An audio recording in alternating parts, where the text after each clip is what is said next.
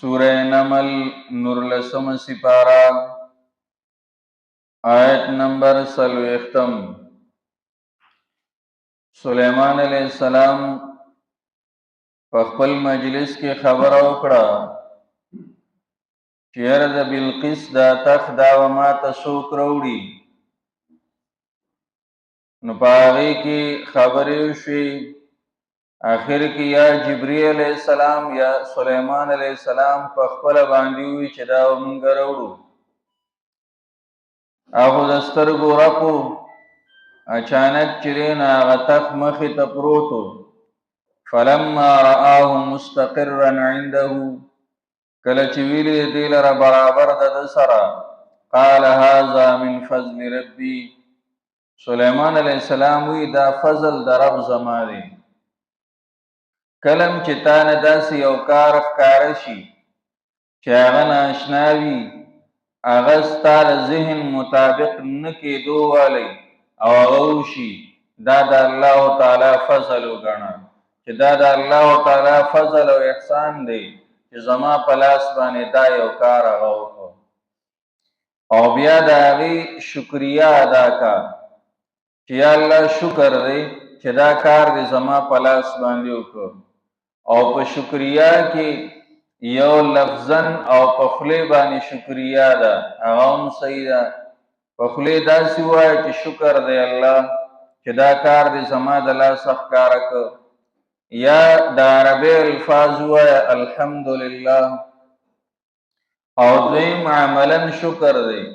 عملا شکر دا دی عام طور دنیا کې هم داسې چې تا سره څوک احسان وکړي، ښېګړه در سره وکړي، یو کار درله وکړي، نو ته د هغه ښه منې او د هغه چې دی نو د بدلې ورکولو کوشش کوې. او که هغه تا ته د یو کار ووایي نو هغه کار ورله کوې، ذهن کې دا خبره پرته وي چې په فلانې موقع ما سره ښه کړي. نو د الله تعالی دغه فضلونه او دغه احسانونه هغه ځان ته مخې ته کا، او بیا عملا د هغې شکریه ادا کا، یعنی تابعداري د الله تعالی وکړه او د ګناهونو نه ځان وساته. سلیمان علیہ السلام پیغمبر دی او څه وایي؟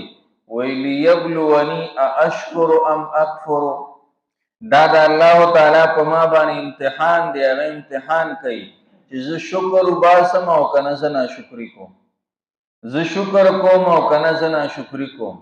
دا په هر انسان باندې د الله تعالی امتحان دی. کم یو انسان هم چې دی هغه که مسلمان دی او که هغه کافر دی، هغه د ځان ته سوچ وکړي چې په ما باندې د الله تعالی څومره احسانات دي، بې شمېره دي، بې شمېره دومره احسانات په موږ باندې الله تعالی کړي دي. او د هغې هسې یو مثال ذکر کوم، د بدن کې څومره احسانات دي، یو اندام کې معمولی فرق راشي نو هغه بیا ټیک کېږي. لکه ګوره ګرده کې فرق راغی، په لکونو باندې یو ګرده هغه بیا لګي چې میلو وشي درته، هغه بیا لګي او هغه بیا هم هغه شانتې کار نه کوي څنګه چې قدرتي وي. قدرتي چې هغې کې هر څه خوره او هر څه څکه، دوی استعمال ته ضرورت نشته. که ګرده دې بدله هم کړه او د هغه بیماري دې نسبتا ښه هم شوه، په ټول عمري به دوی خورې، بغیر د دوی نه د کار نه چلي. دغه ځای کې اوس ته وګوره چې په لکونو مې هم لګوله، بیا کامیابیږي نه کامیابیږي هغه ځان نه خبره، دوی به ورسره خامخا خورملي به څه کار کېږي. دغې ته وګوره چې احسانات د الله څومره دي، نو بیا شکریه ادا کا. شکریه دغه ده چې تابعداري د الله تعالی وکړه چې ما ته الله څه وایي چې حق شانتي وکړم، ااشکر ام اکفر. بیا ورپسې وایي ومن شکر فانما یشکر لنفسه، دا شکر چې وباسې که نه نو د دې فایده ستا خپل ځان ته ده. شکر چې وباسې د دې فایده بل چاته نه ځي، همدقه انسان ته راځي. قرآن کې الله تعالی وایي لئن شکرتم لازیدنکم، شکر دې د الله تعالی د نعمتونو وویسته، وایي لازیدنکم، دغه نعمت کې به درله زه زیادت راولم، دغه نعمت به درله نور هم چې دی نه هغه زه زیات کړم. او چې نه ناشکري دې وکړه نو بیا د الله عذاب دی، هغه نعمت به درنه والي. کم ځای کې هم چې ناشکري شوی د هغه نعمت د هغه ځای نه تللی دی.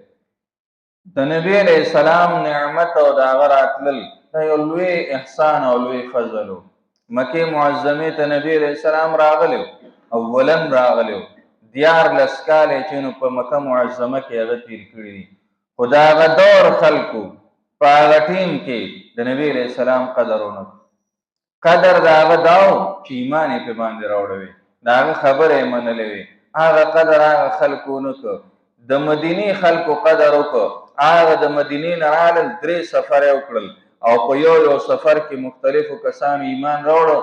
آخري سفر کې 2 یا کسانو هغوی بیعت وکړ د نبي علیہ السلام سره، او نبی علیہ السلام ته وی ای د الله رسوله راځه موږ سره مدینې منورې ته لاړ شو. بیا نبی واقع وګده ده، بیا نبی علیہ السلام هغه ورته وایي ما ته لا وحی نه ده شوی، چې وحی وشي بیا به زه درځم. وحی وشوه، نبی علیہ السلام مدینې منورې ته لاړ، مرګم په مدینه منوره او ژوندم په مدینه منوره. دا ولې؟ دا هغه خلکو کې قدر و، دا هغه خلکو کې احترام و. دغه شانتې چې د کم نعمت چا قدر کړی دی، هغه نعمت هغې ته میلو شوی دی او هغه هغې ته همیشه شوی دی. او چې چا یې بې قدري او ناقدري کړې ده، هغه نعمت د هغې نه اخیستی شوی دی، هغه نعمت هغې ته نه دی پاتې شوی. هغه خلکو له الله ورکړی دی چې هغې کې قدر و. دې د وجې نه کم نعمت هم چې وي د الله تعالی د طرف نه، په هغې باندې شکریا ادا کول او د هغې قدر کول دا د خپل ځان فایده ده. ومن کفر فإن ربي غني کریم. هغه څوک چې هغه ناشکري وکړي نو رب ترې نه بې پروا دی. د الله تعالی ما او تا ته ضرورت نشته، زما او ستا الله تعالی ته ضرورت دی. الله تعالی او غني ذات دی.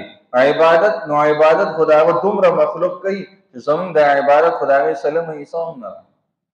دومره مخلوق د الله تعالی عبادت کوي.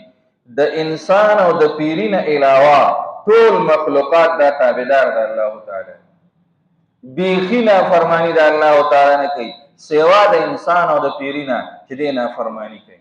نو زما او ستا عبادت ته خو د هغه ضرورت نشته. زمونږ د عبادت د الله تعالی ته زمونږ ضرورت دی چې مونږ عبادت د الله تعالی وکړو، الله به رانه راضي شي. چې راضي شي د دنیا ژوند به مو هم ښه شي، د آخرت ثوابونه به راته هم میلو شي. ومن کفر فإن ربي غني کریم. چا چې ناشکري وکړه یقینا رب زما غني بې پروا دی، کریم عزتمن دی، لوی ذات دی، عزتمن ذات دی. عزتمن ذات هغه صبر کوي. عزتمن ذات چې نه هغه صبر کوي، هغه چې د بې صبرۍ نه کار نه اخلي. د دې د وجې نه د الله تعالی په صفاتو کې حلیم دی، ناکامي. پښتو کې حلیم چې نه هغې معنی ناکامي ده. پښتو کې خلک وایي که نه هلکه ناکام کوه، یعنې ګزاره کوه. دغه صفت د الله تعالی دی. تو ګوره څومره خلک په دې دنیا کې کفر کوي، تو ګوره څومره خلک چې نه هغه د پیغمبر هغه بې عزتي او بې احترامي وکړي، څومره خلک د الله تعالی د نوم چې نه هغه بې عزتي او بې احترامي کوي، څومره خلک هغه ایسه بیسه چې نه هغه مسلمانان وژني، الله تعالی نه رانیسي. چې داسې د دغه کار وکړو مخې سره چې نه الله تعالی رانیسي. ولې؟ کریم عزتمن ذات دی، هغه صبر کوي. هغه وایي نن به سم شي، سبا به سم شي، بله ورځ به سم شي. نبی علیہ السلام چې د طائف سفر وکړو او واپس راته نو په یو باغ کې د طائف د خلکو نه پناه واغسته، ځکه ماشومان یې ورپسې کړي وو، په کاڼو باندې ویشته. الله تعالی فرشته راولېږله جبرئیل علیه السلام سره. جبرئیل علیه السلام نبی علیہ السلام ته د الله رسوله ما سره د غرونو فرشته راغلی ده او تا باندې سلام وایي، او هغه اجازت غواړي چې ما ته اجازت وکړه زه چې د طائف دا خلک دې غرونو کې راچیخڼا کړم، دا غرونه پرې رانږدې کړم چې دې کې منځ کې میده کړم. دا طائف ښار چې دی نه یو خوا بل خوا غرونه دي، دا په دې منځ کې دی داسې، دا پرې رانږدې کړم او دې مخکې منځ کې به چې هغه چیخڼا کړم. نبي علیہ السلام ورته څه وایي؟ وایي نه داسې نه کوو. الله تعالی به د دې په اولاد کې داسې څوک پیدا کړي چې هغه به د الله تعالی تابعدار وي، هغه به د دین خدمت وکړي. دغه عزتمن سړي هغه چا نه بدلې نه اخلي، کوي به چې نو څوک څه کوي، کوي به هغه خپل کار چې دی نو هغه جاري ساتي. الله تعالی هغه خپل احسانات انعامات همغه شانتې کوي، بلکې په کافرانو باندې د مسلمانانو نه زیات کوي. الله وایي که دا خطره نه وي چې دا ټول خلک کافران شوي وي ما به د کافرانو له دا کمرې او دا چتونه او دا پوڼې دا به مې د سرو او د سپینو ورکړی. سورې زخرف کې راځي دا به مې د سرو او د سپینو ورکړی وي، خو خطره راغله چې دا ټول خلک به بیا کافران شوي. الله تعالی هغوی له نور هم ورکوي، وایي پرېږدې دا چې چېرته دا ونه وایي چې نافرماني کوي نو زه پرې باندې احسانات بنم.